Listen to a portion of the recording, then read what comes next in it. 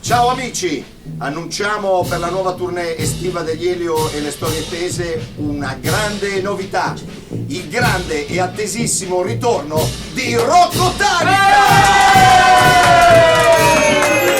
Ciao ragazzi, però c'è un problema, non posso venire. Ma come? Ma non avevi detto che venivi? È che mi ero dimenticato che c'era la tournée e invece devo andare da mia zia. Ma no!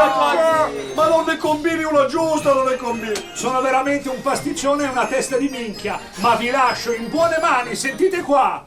O dolce baci languide carezze, l'ora fuggita è andata via e sono disperato. Tournée di Elio e le storie tese, sempre pieni di sorprese.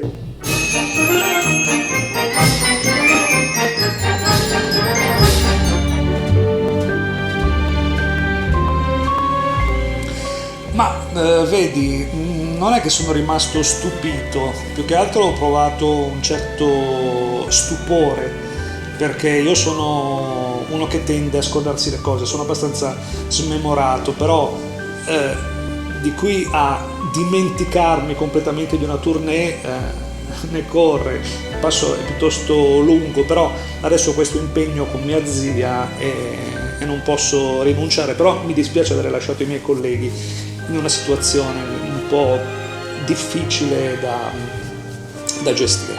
Come faranno Elio e le storie tese senza Rocco Tanica?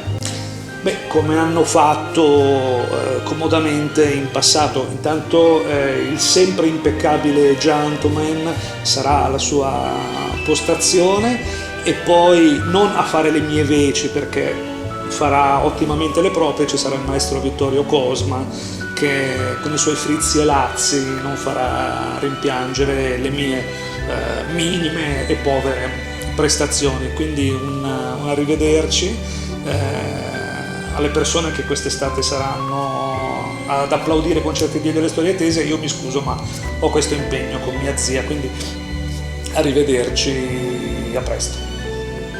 A voi.